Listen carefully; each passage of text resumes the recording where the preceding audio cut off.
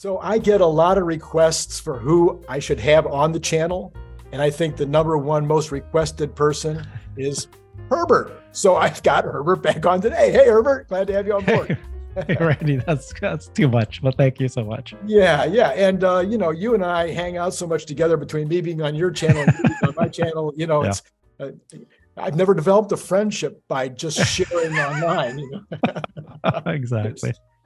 All right. So this is Randy Kirk. If you haven't liked already, you can like now. That is going to tell me that you want me to bring her back and back and back. And even if you don't, we're probably going to do about 4 shows here while I'm on my vacation in Kauai. So I hope you like Herbert. Anyway, and then obviously hit subscribe and notify. And then Herbert, we want them to follow your channel. Certainly they should follow your channel, your video channel. And then they should probably also follow you on Twitter. And also, both of us have a Patreon, which I'm sure you'd like to have some folks hook up on your Patreon, right? Well, that would be nice. Yeah, sure. So for those of you who don't know it out there, it's very, very, very hard to do this full time with just the advertising revenues from the folks out there at YouTube, Google. Patreon is a big, big help. So, if you feel like supporting some of the YouTubers out there that are bringing you all this content, that's a great way to do it. Okay, Herbert, we're going to jump into a bunch of questions here. We're just going to kind of slide through a whole bunch of subject matter.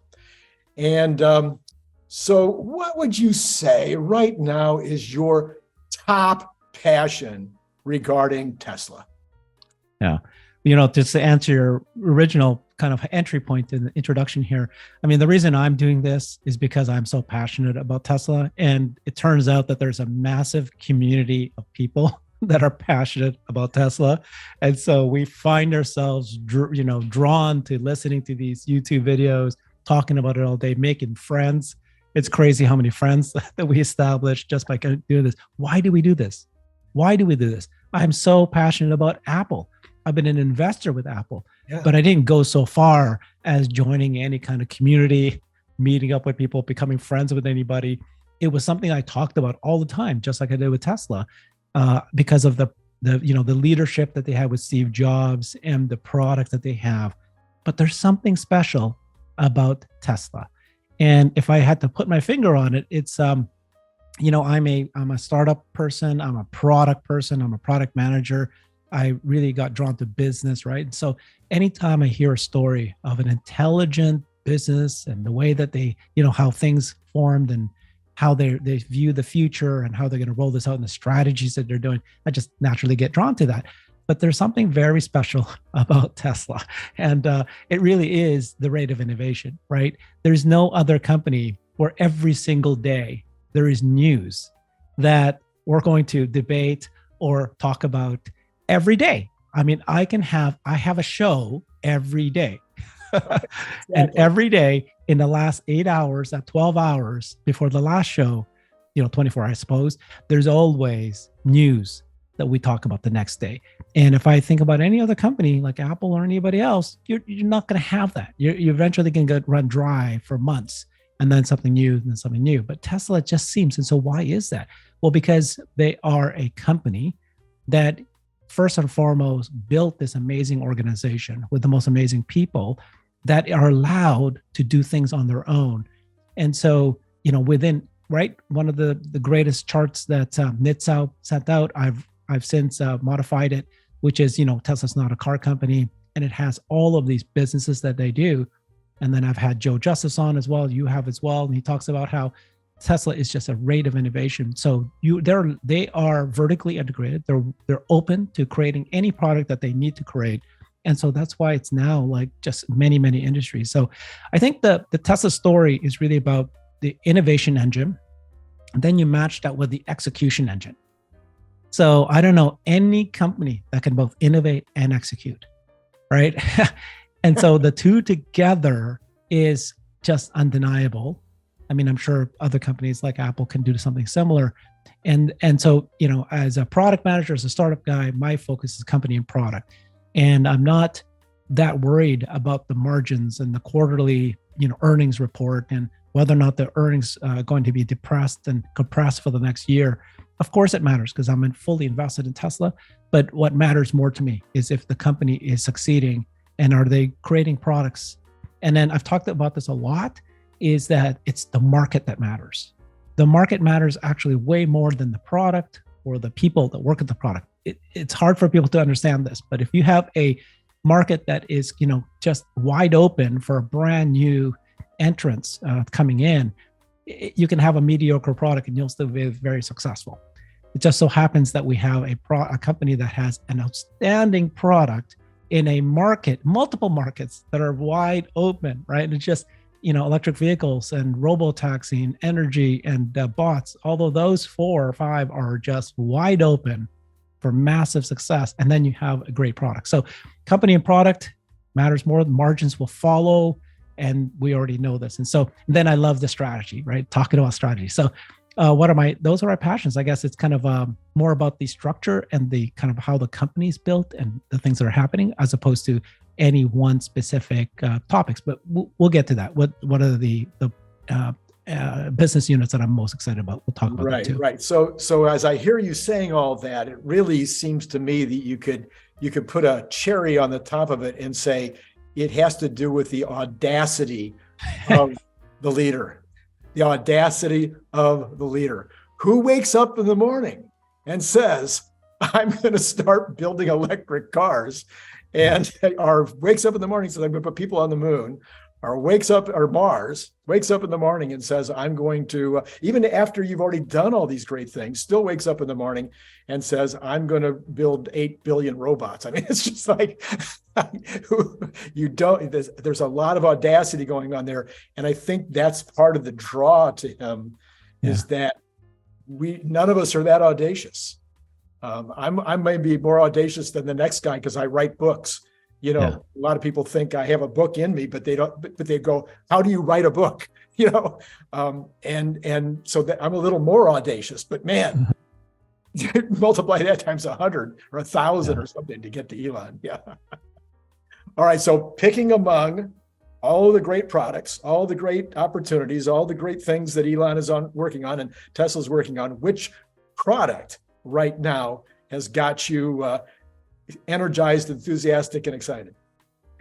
So I would say it's the bots, but associated with the bots is the AI, right? So obviously, the world woke up in just the last several months that AI is a real thing. And I've been following Ray Kurzweil and his book, Singularity is Near. He's been talking about the rate of innovation, right? The rate of technology improvement that's been happening. And what he pointed out in his books for years, decades, he's been pointing this out, is that it's not just that this tech industry is rapidly escalating in an exponential kind of growth of how fast it's growing and how fast it's improving and just accelerating, but it's like every industry. So if the tech industry is doing this, the hardware, healthcare, semiconductors, and every industry, when they do that, then that helps make this one go faster. And then they kind of like help each other all go faster. And it's coming true. So it's like one of those things where what's about to happen, but it's now happening now. So the AI, obviously, we're all very familiar with this. It's now like, the entire world, the entire society is thinking about this. And so now Tesla is, you can see it in Elon in the last week or two. People are complaining, why aren't you spending more time telling the people that Tesla's an AI company? And he has, right? He keeps repeating the phrase, really the cars are really just bots. And it's really real world AI. He's been saying this many times already, bots on wheels or real world AI, but everybody just kind of ignored it. But now they can't. And so there is a real opportunity here right now, this month, this year.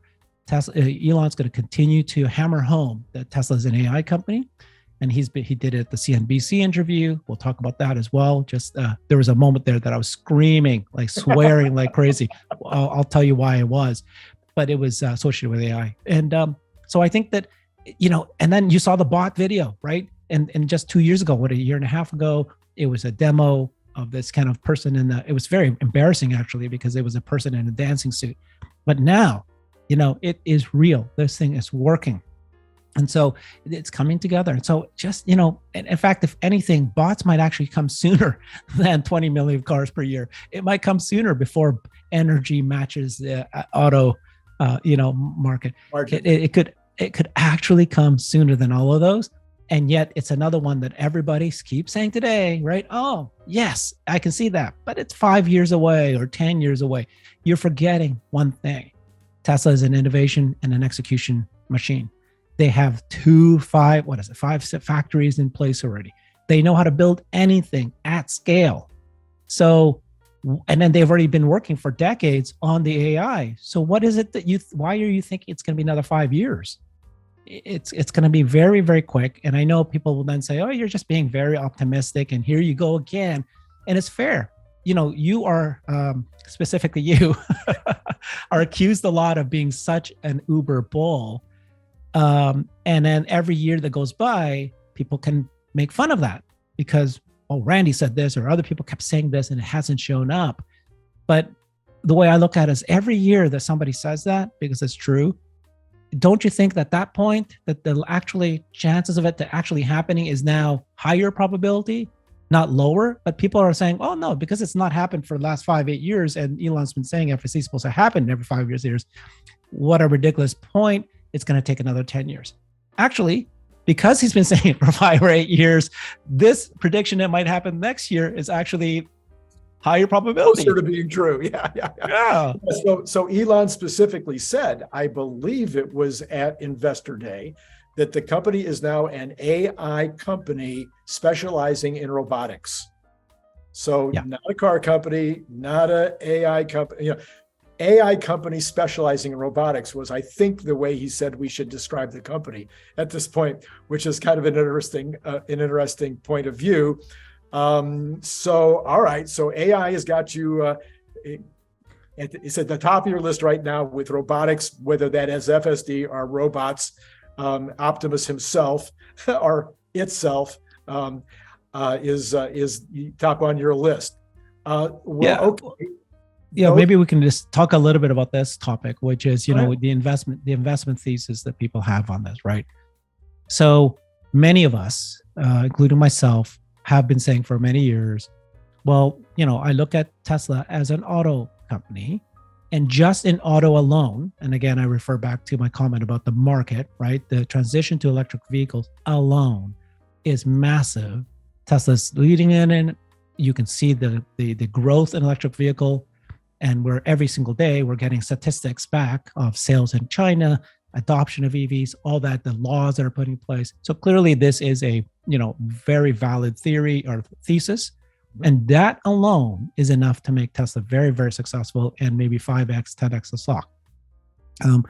But the issue there is, people have been saying, what if there's competition coming?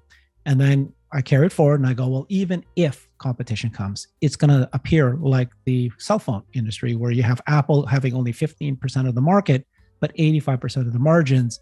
They only have 15% of the market, and yet they are today the top 1, 2, or 3 most valuable company in the world. So it doesn't almost matter that electric vehicle, because it's an electric vehicle market, the market's what matters most. It doesn't almost matter if there is competition that comes. Right. Tesla will become the most highest market cap of any company alone. Okay. That's true. Just based on sexy. Just on sexy. So that's true, right? And we all agree. That's why I invest in this company. But I also invest in it because it's an innovation engine. And you can see how it executes and all these other businesses that it creates. Do people realize that they're creating their own semiconductor chips? There's a whole company called NVIDIA that does this. And yet nobody values it. You talk a lot about this, where there's so many divisions of Tesla that are undervalued or not valued at all. But if they were separate companies by themselves, they'd be like gone crazy, right? And so then quite commonly, a lot of people would say this. They'll go, I'm investing in Tesla because of its auto potential of the auto market. And I see robotaxi and energy and bots and all these other things. They say it's like a second option, right? If it hits, it's like a lottery ticket. I'm going to be very happy. But, I'm not going to think about those things because they're way down the future. it's like a whole gamble. I have no idea whether or not they're going to happen or not, right? That's the common trope. Right. But can you still say that today? That's where I'm at right now. Like I'm going, okay, yes, I agree with you. And I've been saying that too, but every year that goes by, every one of these businesses are improving. They're growing. At what point can you stop saying that energy is a lottery ticket? Yeah. Is it a lottery ticket? Well, I don't know. Let's see now. There's like several Megapack factories. One is already almost at scale. There are 30 plus agreements, large, massive, multi-million-dollar agreements with both countries, cities, and companies. You know what I mean? Like they already, the margins are coming. We're starting to see the growth. So you can't, at some point, you can't say, well, energy is going to be 5 years down the road. It's here, and it's a real part of the business now. And then same thing with Robotaxi and bots, where it's kind of this, I see if FSD improving, but it's not quite, it's not there yet. I see it maybe 3-5 years from now, so I'm not going to think about it. But actually, it can come sooner, right? The trope that people have that they make the mistake with is that they, right? The common trope, which is if you make predictions of things that are supposed to happen in 2 to 3 years, you're often wrong. But the same token, if you're making predictions that happen 5 to 10 years, you're often wrong. It comes way sooner than you realize. So, every year that goes by, though, you get closer to the point when, just like ChatGPT, boom, it's here. So that's where I'm saying is that at what point can you still consider Robotaxi, energy, and bots as lottery tickets? I'm no longer there. I think that they're no longer lottery tickets. Look at bots, look at energy. And then the Robotaxi is the one that's a little bit more. I can see why. I can see that it's going to happen sooner, is where I've been saying, but I can also see why it could hit that local maximum, and then it could take a long, long time before it get there. Yeah. So it was interesting. Of all the things that I've been, talking about, and you and I have talked about multiple times, the one that didn't even get a mention at the meeting the other day, at the board meeting the other day, didn't even get a mention the entire day, was a semi-truck. Yeah. And that it was in front. It was in front. There was one in front. Okay, but it was not mentioned ever. Yeah. Not a question on it. It slid into the background, and yet we're supposed to be getting 40,000 of them next year, and they're building a whole section of the plant in Sparks in order to make them. But it's kind of off the, and I'm predicting it'll be 1 million units, 400 billion in sales by 2030. But that one, nobody's putting that in their numbers either. Yeah. Okay. Well, okay. This is probably a great place to break. So we're going to do part 2 in a couple of days. So again, like this, if you like having Herbert on here, if you like what he has to say, and well, even if you don't like, even if you're entertained by him, go ahead and hit the like button, and then subscribe and notify, and then go over right now. This is the end of the show. It's okay for you to leave right now and go over and subscribe to his channel and follow him on Twitter. Do you have a subscription thing on Twitter yet? Yes, I do. Yeah. Okay. So you can even subscribe to him on Twitter. Maybe you don't want to do both, pick one. But anyway, Herbert, great having you on today. And for those of you out there, it's been great talking to you. Click the link below to get your paperback, Kindle, or audiobook now.